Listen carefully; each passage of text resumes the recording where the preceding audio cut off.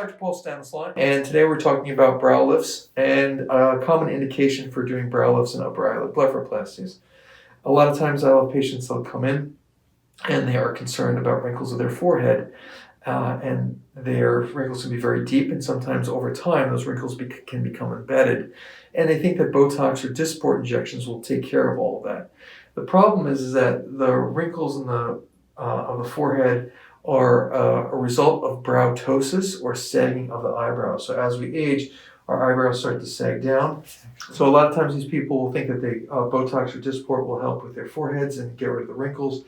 But in those patients, their brows are so heavy that as they sag, it puts pressure onto their upper eyelids, and the upper eyelids can rest on their eyelashes, and they feel heavy and tired. So subconsciously, they use their forehead muscles to raise up their eyebrows, to give themselves a little auto brow lift, their own little mini brow lift, and that's what forms the wrinkles. Over time, from those muscles contracting and contracting, the wrinkles then become embedded in the skin, and that means that they're there at rest even when they're not contracting. So when I have patients who, when I look at them and they're a first-time patient, they're asking for Botox or Dysport, and I look and I see their eyelid skin, like a lot of excess upper eyelid skin resting on their eyelashes. I see brows that are hanging down. I have to really then talk to them that Botox or Dysport is not going to work. All that's going to do is take away their compensatory mechanism, take away their own little brow lift. It's going to drop this. It's going to make them feel heavy. It's going to make them look tired. As we age, we lose skin elasticity, so our skin gets sort of stretched out. The skin continues a little bit bigger than it ever was. We lose fat in our face, in the temples, in our foreheads. We also lose bone mass, and the bones, the facial skeleton will dissolve as we get older. And part of that resorption of bone as we get older, just like osteoporosis, is that bone will resorb asymmetrically. One superior orbital rim will start to dissolve more and fall back more than the other. And a lot of times patients will come in and say, yeah, my eyebrows were perfectly symmetric when I was younger, but now one eyebrow's down and one eyebrow's up. And what's happened is that the eyebrow itself, the bone that's underneath, holds like a shelf the eyebrow up, and as that bone dissolves backwards, there's nothing to hold up that eyebrow, and it'll drop. So a lot of times when we have that sort of foundational asymmetry, one eye will look worse than the other. So when we have browtosis, essentially this sagging down like this, we do a brow lift. And when we look at someone's forehead and evaluate their eyebrows for a woman should have an arch to it. The highest part of the arch should be over the lateral aspect of the eye, so outside of the pigmented part. That arch should be above the bony rim. So if I lift this up, the eyebrow should be above the bony rim. Now, for a man, the eyebrow should be flat and there should be no arch. A lot of people will reference movie stars, particularly male movie stars who have had brow lifts, and they'll say, oh, that looks scary, that looks horrible, I don't want to look like that. In those situations, people were doing brow lifts for women on men. So essentially, by lifting them up and giving a man an arch and raising their eyebrow above their bony rim, they were feminizing their appearance and obviously making them look different. So not all brow lifts are for this, like a brow lift for a woman is definitely a different surgery than a brow lift for a man. The simplest, easiest way to do a brow lift is what's called an endoscopic approach brow lift. For an endoscopic approach brow lift, I'll make an incision in the midline, right in the hairline. It's a small incision. It's about 3/4 of an inch. Then on this side, there'll be another little incision, 3/4 of an inch. And right back here, there'll be another incision that's a little bit over an inch and a quarter in its length. We don't shave the hair at all. All the hair is intact, but through those little incisions, we come down and we free all this tissue up. We lift up all the tissue of the eyebrow, we release it so that it's mobile, and then we resuspend it and we lock it on. And now a brow lift is lifting in a superior lateral vector. It's taking this lateral hooding and shifting it up like this. It is not lifting in the center. If I lift you in the center, you look surprised, you look very, very odd. So it is a very subtle lift. It's just coming up like this and bringing this up. Now you'll see as I lift this up, there appears to be less eyelid skin. If I push it down, there's more eyelid skin. So whenever we're doing a brow lift, we also have to look at the upper eyelid skin, and we're going to get into the upper eyelid procedure in a second. But what we're essentially doing is taking the brow, we're locking it into a new position and fixing it there so that the people don't feel heavy and they have less, we break that cycle of raising their forehead muscles. So a lot of times we'll lift these eyebrows up and we'll take their photographs before and after. And the eyebrow position is pretty much the same. It's really no higher. But when they had their pre-op photographs, you can see all the wrinkles of their forehead. Those muscles are contracting, holding the eyebrow up. And then post-operatively, when we take the photograph, the eyebrow's in the same position, but the rest of the forehead is smooth. Those muscles are not contracting. They're not trying to lift it up. So a brow lift is not to overcorrect. It's not to make those eyebrows sky high. It's just to put them in a natural position, a little bit higher, create that same arch, and just to make the person look a little bit more awake, brighter, but not different, not operated on, not pulled.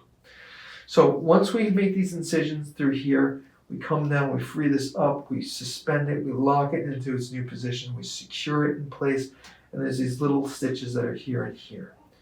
After the procedure, there is going to be a dressing on the forehead. That dressing is going to be on for a day, and there'll be 2 drains. Those drains are there to evacuate and remove any little blood that accumulates here. Now, patients don't like to look at drains. They just think it's kind of yucky. But you have to think of it in this framework. The better I suck out every little drop of blood, every little piece of drop of blood that I remove, there's going to be less swelling and there's going to be less bruising. So your recovery period is going to be much, much quicker. That drain will be removed the day the dressings come off. That day you can shower, wash your hair, and do all that type of stuff. The stitches are in for 10 days. You come back in 10 days, we take the stitches out. So when we do a brow lift, you can see that it definitely affects the upper eyelid. Now for the upper eyelid skin, when we're young, the eyelid skin is like a rubber band. It will stretch and close, and when we open our eyes, it'll contract and maintain its shape because it's still elastic. As we get older, that skin loses its elasticity and it becomes stretched out like a slinky. So when you open your eyes, instead of contracting and maintaining its shape, it rolls up like a Roman shade. It folds up on itself. There's nothing that's going to make that skin elastic again. I have no magic wand, there's no cream, there's no laser that's going to make that into a rubber band. So all we can do is surgically remove the excess skin. So what we do is we have you close your eyes. So if you close your eyes, and what we do is we measure how much extra eyelid skin there is with your eyes closed. So when we're measuring for how much eyelid skin to remove, we take forceps and we sort of measure this out, and that's all we can take out. If you take out too much, the person can't close their eyes. The incision falls in the crease that's right here, the natural crease, so the incision hides very, very well. Now if you open your eyes for me, the incision will go from the outer aspect of the crease all the way to the inner aspect of the crease. So if we don't do a brow lift, we have to measure all the way out here and a little bit beyond, and the incision will fall right along here and come into the center. Remove that skin. Now, when we do that, what does that translate to? What does it mean when I just take out the extra that's there with your eyes closed? Well, when you open your eyes, there's still going to be a little fold of skin that's on the upper eyelid. If I was to measure it with your eyes open and excise the entire amount of extra skin with your eyes open, because your eyelid skin doesn't stretch anymore, you won't be able to close your eyes. So it's always degrees of improvement. There's always going to be a little fold left there because you have to close your eyes. Now, when we do an upper eyelid blepharoplasty, it doesn't lift this up. It doesn't move it up. All it does, if anything, if I remove this eyelid skin, is pull this down. So when I see patients and I have to evaluate them, I have to look at the brow, I have to look at the upper eyelid skin, I have to take the time to educate them into what components they have. Because a lot of people come in here and they don't realize about the brow ptosis. All they see is the extra eyelid skin. So basically what I have to tell them is that, well, when I do an upper eyelid skin, I'm going to take out as much eyelid skin as I can, but still allow you to close your eyes. And what does that look like? If I do that, I roll this up, it rolls this eyelid skin like this, and rolls this up but it doesn't lift this up. If anything, it pulls it down. So sometimes people just have eyelid skin, and we just remove that eyelid skin. A lot of times, though, they'll have brow ptosis and upper eyelid skin. Then we have to make a decision. Well, do we do the brow lift and the upper eyelid blepharoplasty? Do we just do the upper blepharoplasty? If the patient comes in and says, well, you know what, I don't see this. This doesn't bug me. I'm okay with this part. All I want to do is have this eyelid skin removed. All I want to do is be able to put my makeup on without having to lift up my eyebrow.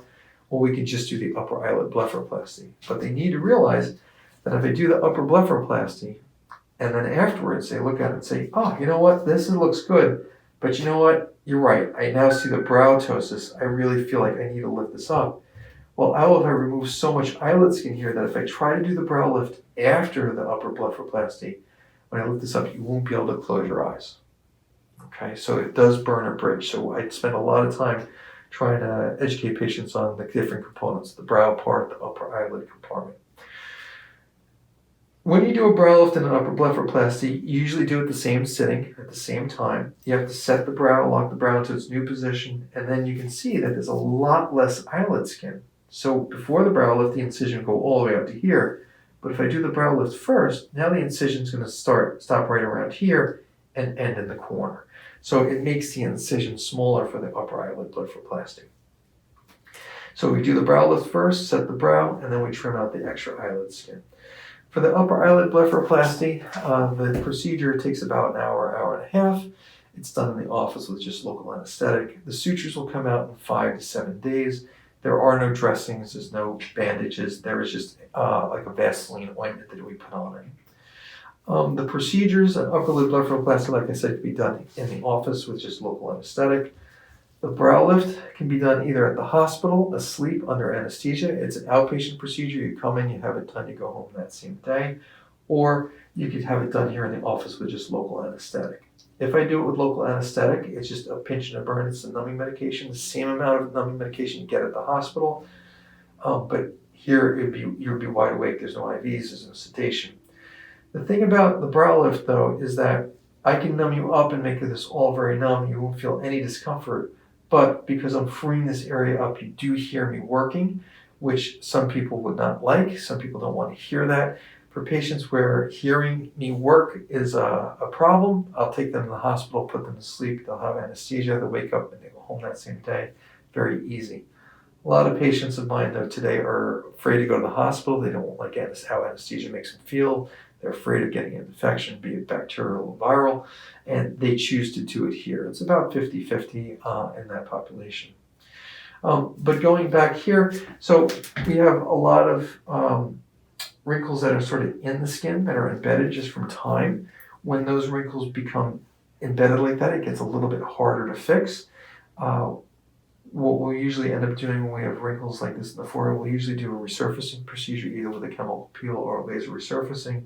Sometimes when the wrinkles are really embedded and really deep, we'll inject filler into each individual line to try to pull them and lift them out. But each has a little bit of a downtime. That basically concludes for brow lifts and upper lid blephs in relationship to the forehead when people want Botox injections.